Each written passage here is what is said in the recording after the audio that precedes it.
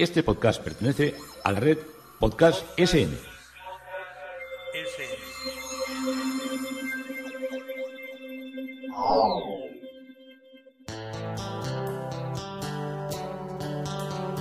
Historia con sentido. Un podcast realizado y presentado por Juan Carlos González.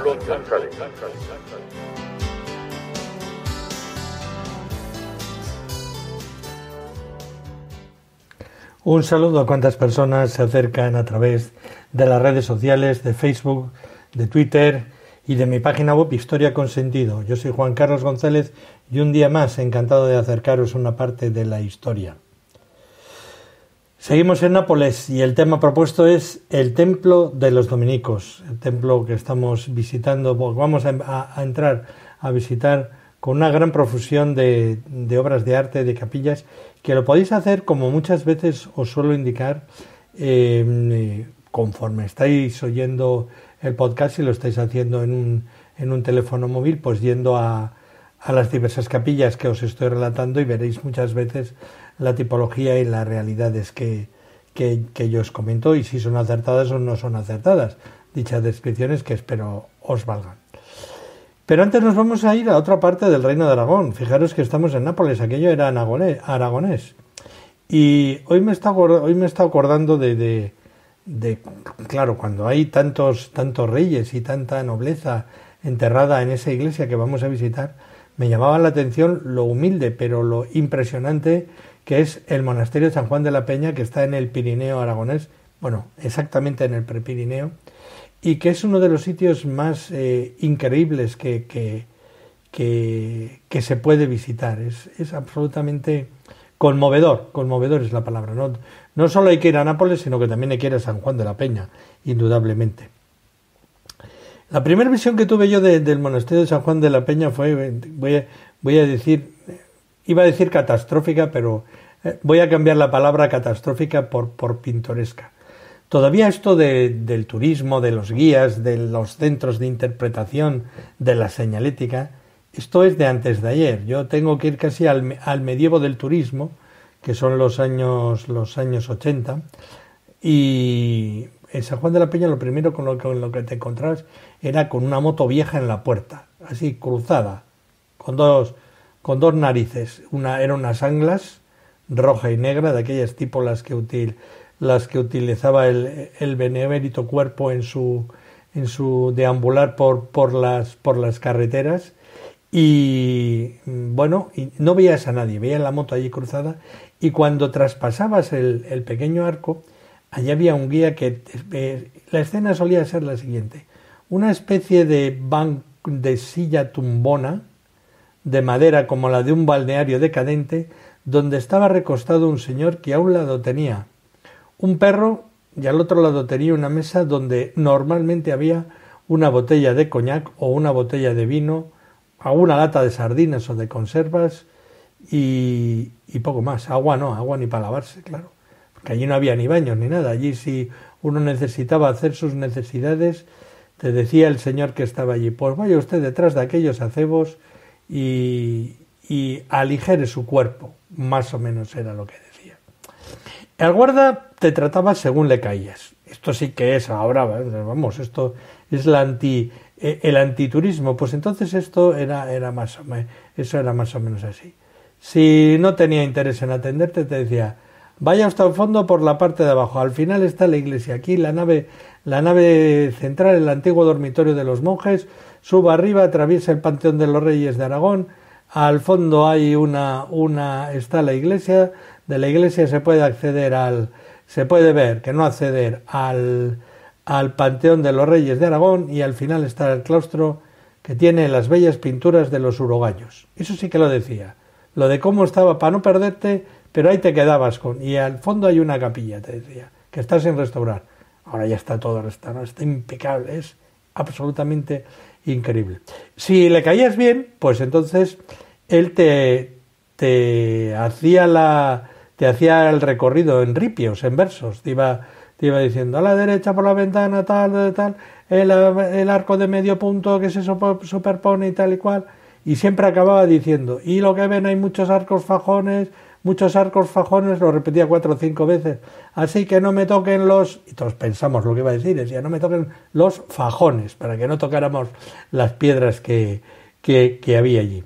Y luego cuando te subía al claustro, pues él te decía todos los reyes que había allí enterrados, y decía, miren es como si fuera una pared, miren la fachada de los enterramientos, el cuarto ese empezaba el Bruno III, el este es el Sancho Abarca, ya ven que esas son unas abarcas, que ustedes no tienen ni idea de cómo era el calzado antiguo, y te quedabas perplejo, pero perplejo allí delante de aquella explicación. Y luego llegabas a donde estaba el claustro y había una parte que tenía un trozo donde salían los urogallos. Y luego decía algo parecido, como por la mañana canta el gallo, que no es el urogallo canta de noche y canta de día al mediodía. Bueno, decía unos ripios allí increíbles. Y luego se tiraba media hora diciendo, el urogallo, el urogallo, no es del río Gallego. Eso me acuerdo toda esta locura. Y un día le pregunté, oiga, ¿y los urogallos se ven los urogallos? Y dice, ¿qué quieres? ¿Que te busque uno? Y digo, no, que sí se ven los urogallos. Mira, vete arriba al monasterio nuevo. Empezábamos siempre la visita por el monasterio viejo. Nos decía, vete al monasterio nuevo. ¿Tú sabes dónde está el mirador donde se ven todos los montes de Aragón y de Navarra? Y hasta el confín de la tierra, decía. Y yo, sí, más o menos se llegar. Más o menos no, o sabes llegar o no sabes llegar. En el monte no se puede decir más o menos porque te pierdes. Razón tenía, porque yo alguna vez me perdí. Me dice, sí, se sale por la parte derecha según se mira la fachada y a unos 50 metros hay un camino que está entre los árboles y se sigue hasta el final, no hay ninguna pérdida. Bueno, pues ya veo que lo sabes. ¿Por qué me dices que sabes más o menos? Entonces, esto siempre era la discusión que se traía este hombre. Así que una vez fui por allí y también solían haber en el monasterio nuevo, había unas casas de los monteros pues entonces yo creo que aquello era de la Diputación de Aragón o de la Diputación de Huesca, y les preguntábamos, oiga, para ver los urogallos, ir por este camino, porque hay muchos. Y tú decías, hay muchos, ¿cuántos?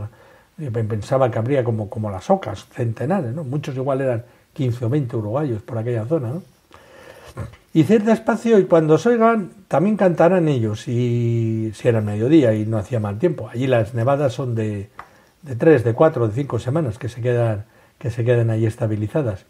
Y una vez fuimos en silencio, fuimos avanzando por un bosque de hayas, allí hay hayas, hay árboles de estos increíbles, mucho tejo. El tejo es un árbol muy antiguo, y había mucho acebo, que es ese árbol de las bolitas rojas de adornar en Navidad, que eso no se puede hacer, por eso está perseguidísimo. A no ser que creo que te venda un vivero, tú no puedes andar cortando los acebos. Y vi al famoso urogallo, que no era del río Gallego, que estaba en una fenefa muy bonita en el claustro de San Juan de la Peña, y me impresionó porque era como un gallo que tenía así como una pechera, en vez de ser con tonos muy rojizos, tenía tonos marrones, pero todavía me acuerdo perfectamente, porque vi varios, y tenía como la parte por debajo, la pechera y todo esto, como de un gris plata, así, era como un animal más gordo que un gallo, y andaba parecido así, tambaleante, pero a mucha velocidad, y daba pequeños saltos también y volaba. Así que conocí el urogallo, que es muy difícil, según dicen, de verlo. Pues yo me los he visto varias veces y les he oído el canto que hace el urogallo. Luego todo esto cambió. Luego me acuerdo de mi gratísima amistad que tuve con José Luis Solano, que fue uno de los guardas que más hizo por San Juan de la Peña, por recuperar el patrimonio histórico, por recuperar los enterramientos reales. Le acompañé en muchos momentos, viví maravillosos ratos con él allí en lo que era el monasterio viejo. El monasterio nuevo todavía no estaba demasiado restaurado, y luego ya cuando volví yo creo que estaba prácticamente jubilado, o la última que yo estuve él no estaba, y ya aquello era un mundo de guías, de centro de interpretación, de gente que, bueno, claro, se ve mucho mejor y se entienden mucho mejor las cosas. pero igual hemos perdido todo lo que era el sabor de aquella vieja explicación de los arcos fajones, de los uruguayos y de la locura del señor allí con la moto Sanglas cruzada delante de la puerta y él con la botella de coñac, con la de vino y las latas abiertas para hacerse su almuerzo.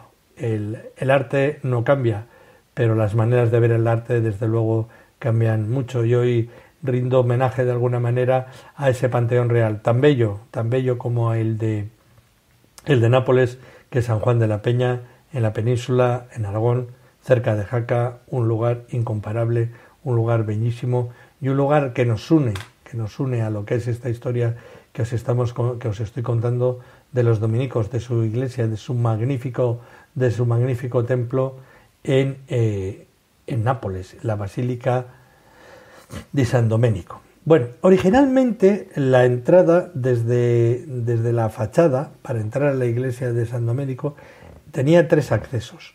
Las entradas laterales fueron cerradas en el siglo XVI, cuando se construyeron allí las capillas de los Carafa y de los Mustetola, y cabe destacar el portal primitivo con su gran puerta de madera, encargado por Bartolomeo di Capua, y rodeado por un arco apuntado que está encerrado con proanos del siglo XVIII.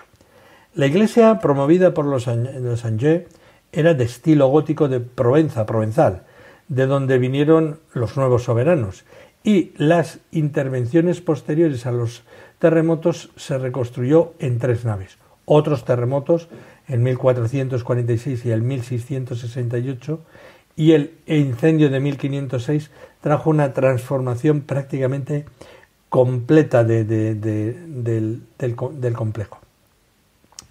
En el siglo XVII la basílica fue remodelada con elementos barrocos. En el 700 se restaura el techo y sus casetones, así como se amplió la antigua sacristía.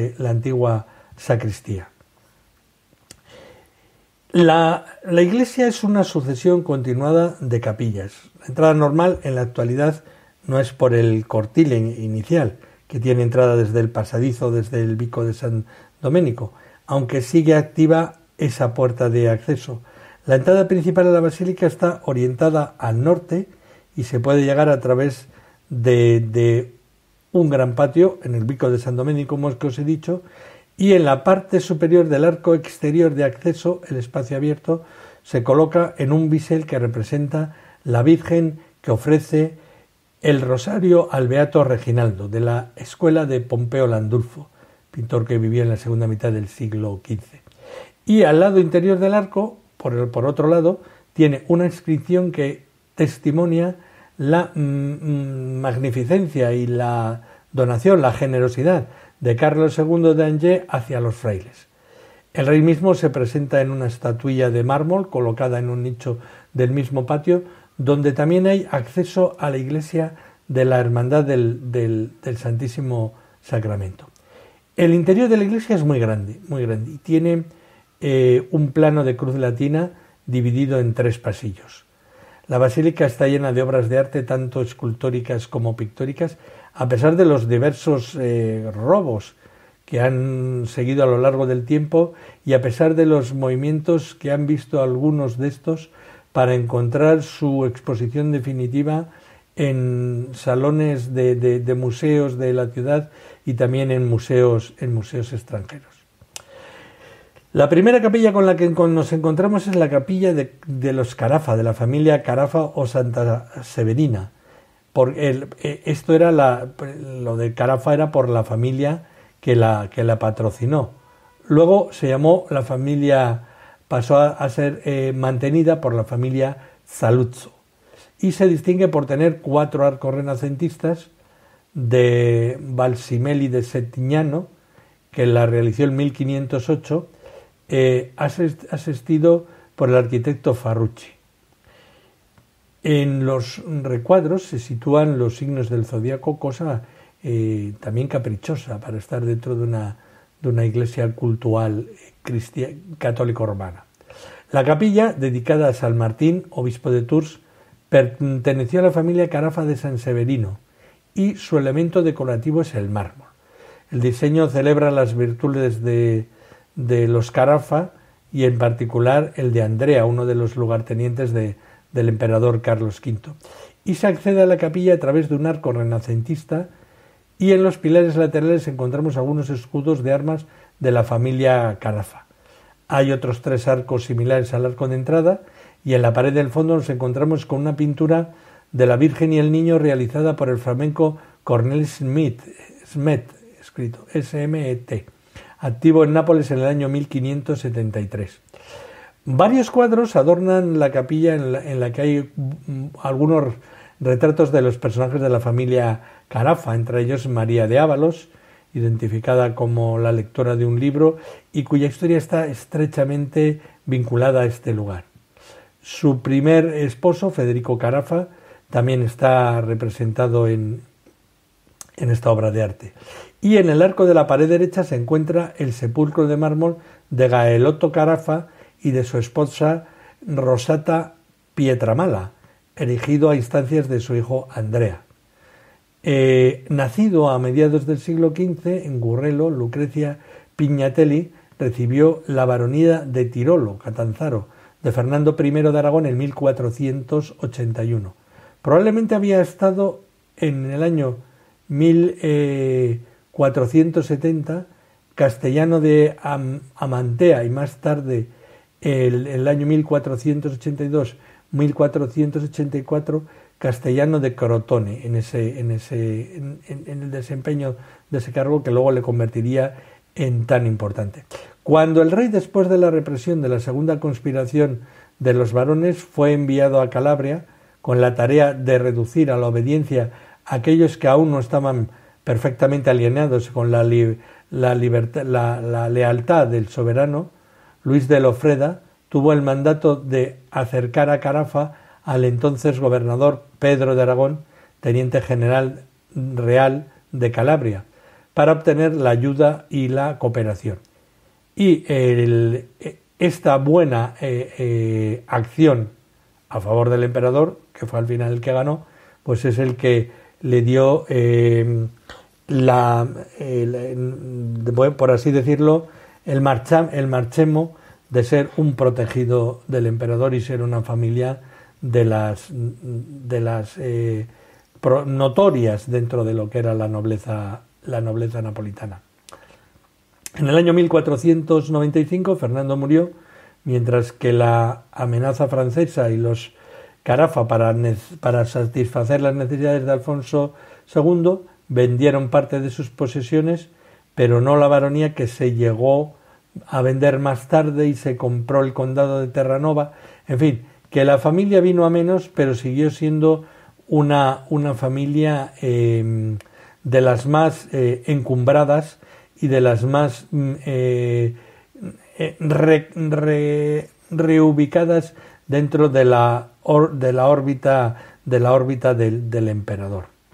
También está ahí el sepulcro de Filippo Saluzzo con unos elementos militares. El enterramiento era anterior, pero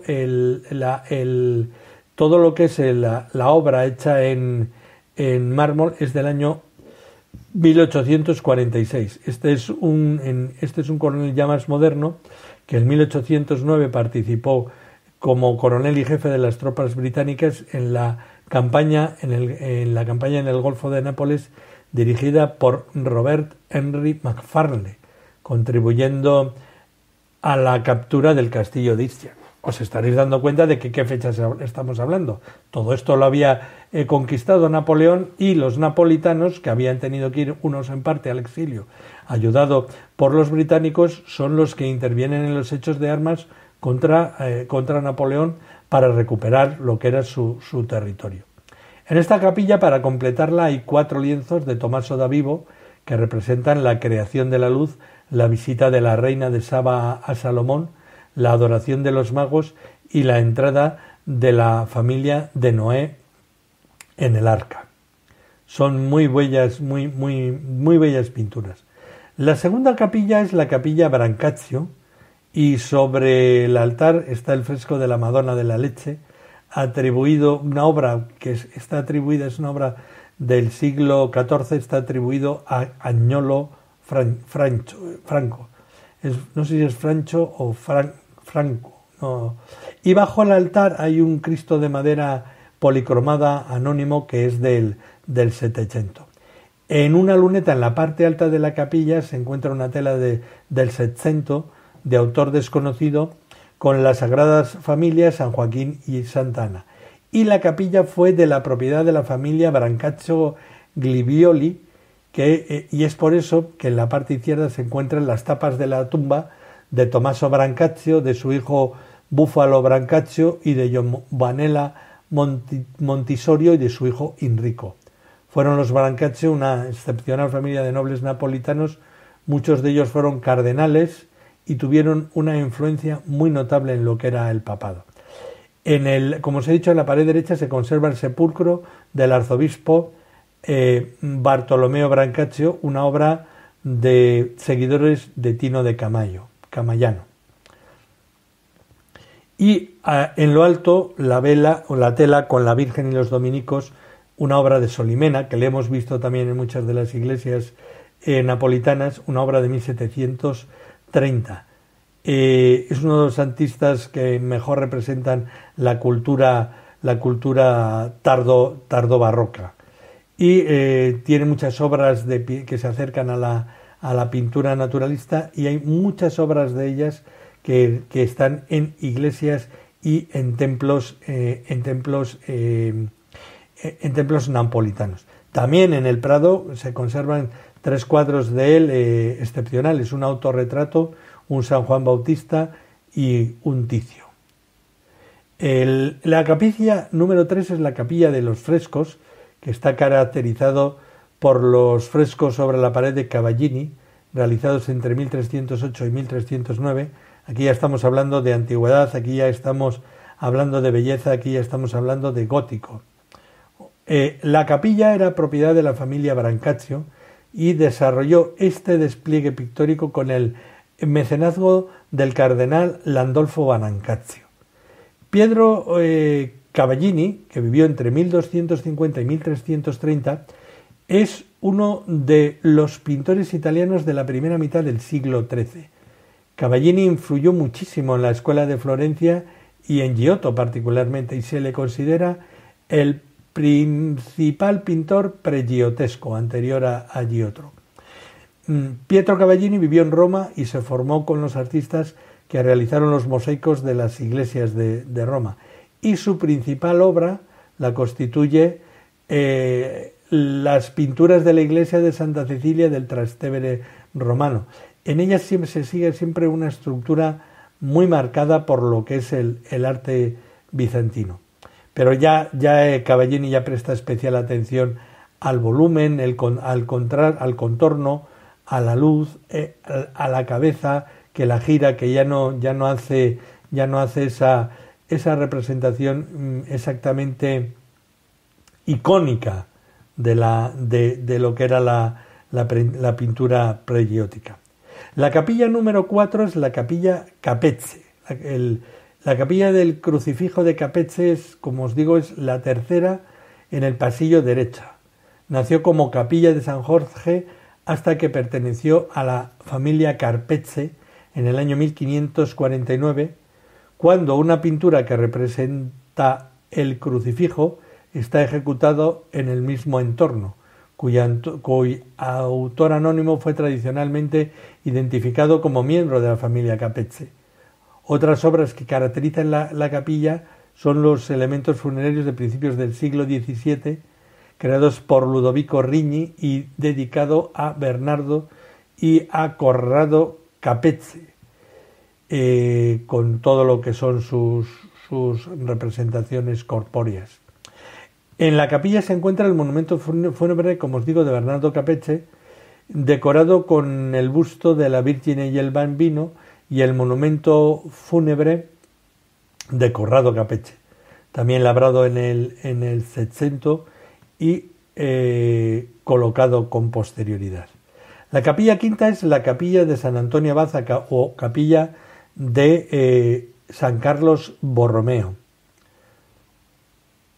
En el nicho de la izquierda del altar está representado San Antonio Abad, santo al cual se dedica la capilla, siendo el único resto de decoración pictórica del Trecento que ha sido atribuido a Giotto. La Madonna del Rosario, que también se ve en esta capilla, que se aparece a San Carlos Borromeo y a Santo Domingo, situada sobre el altar, es obra de Filippo Vitali de Pacheco da Rosa. Y los cuadros de ambos lados del altar, en altura, es un San Sebastián y una Verónica de un autor anónimo del siglo XVII. Y en la parte alta de las paredes laterales se exponen a la derecha la cena de Caná y a la izquierda la cena en casa de Simón, ambas de Matías Preti. Matías Preti también le hemos podido seguir en nuestro discurrir por Nápoles. Colocado sobre pequeños altares en la parte derecha está el Bautismo de Cristo, obra de Marco Pino, y en el lado opuesto de la capilla se encuentra una ascensión de Drik Hendrits, conocido en Nápoles como Teodoro de Rico. La capilla número 6 es la capilla de Santa Catalina de Siena, cuya pertenencia se asienta desde el siglo XIV en la veneración a la orden de los predicadores por ella. Los monumentos conmemorativos del siglo XIV están dedicados a las esposas de Ludin y Carlo d'Antiche, di Alta Firrao y Feliciana Galucci.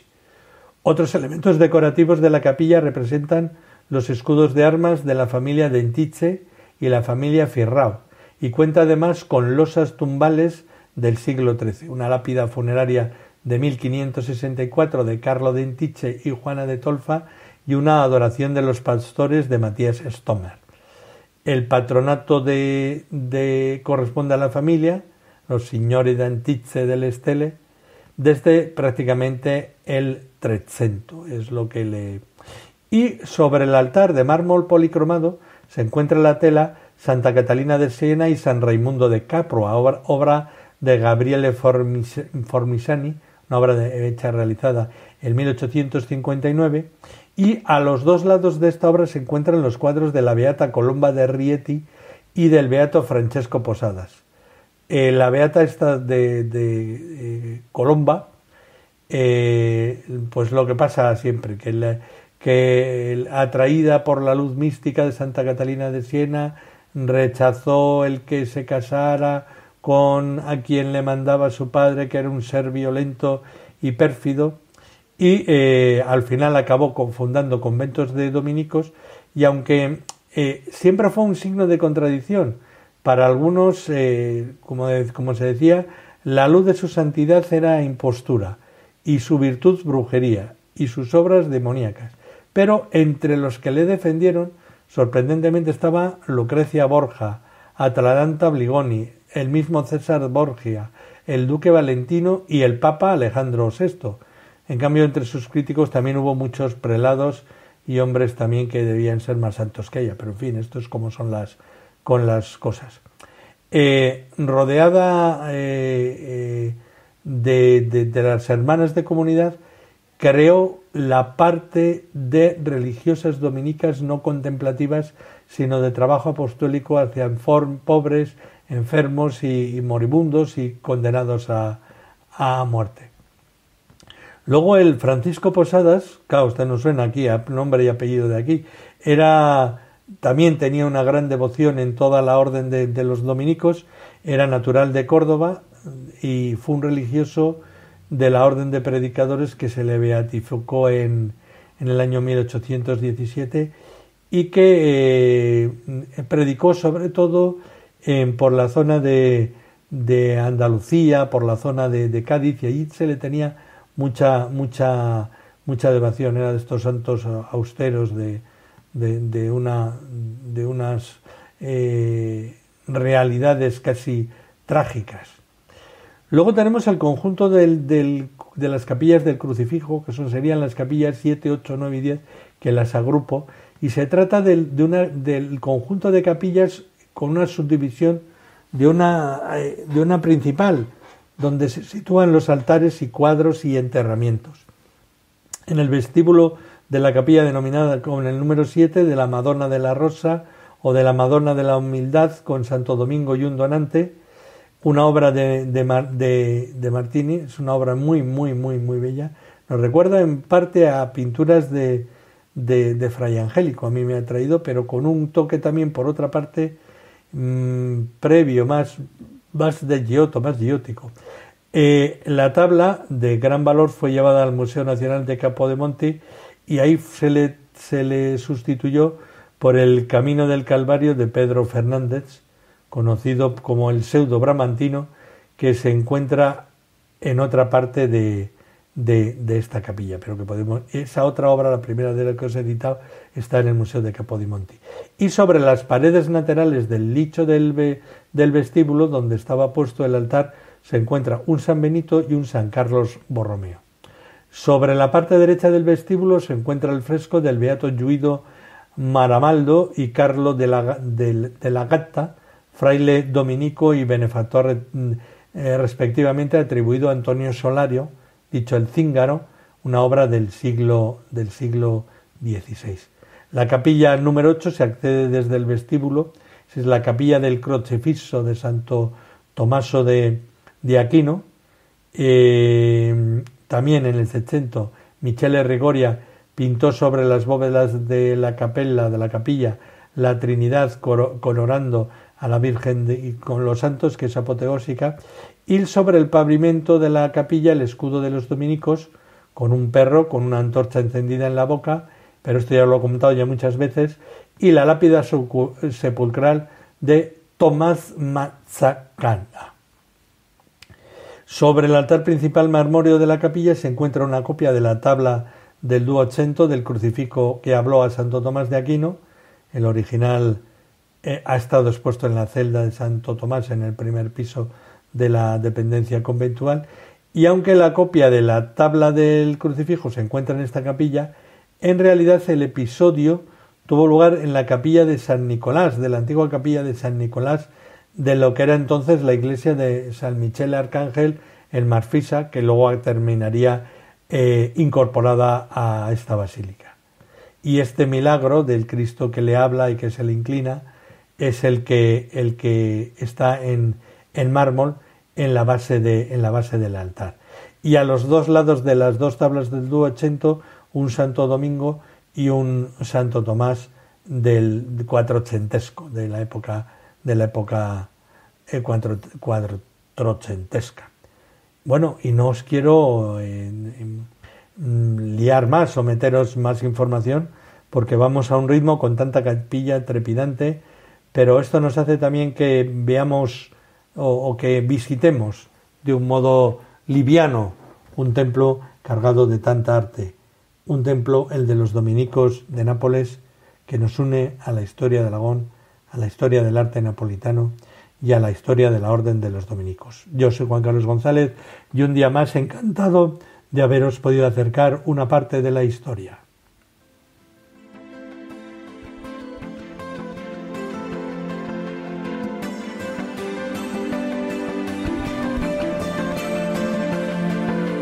Hasta aquí un episodio más de Historia con Sentido. El podcast que te habla de historias de la historia, sucesos, eventos, como si el ayer fuera hoy. Síguenos a través de iTunes, Spreaker o iVoox. Contacta con nosotros por correo electrónico escribiendo a podcast@historiaconsentido.com. Nuestra web www.historiaconsentido.com. Y en Twitter nos encontrarás como @historiasentido. Este podcast pertenece a la red Podcast SMM.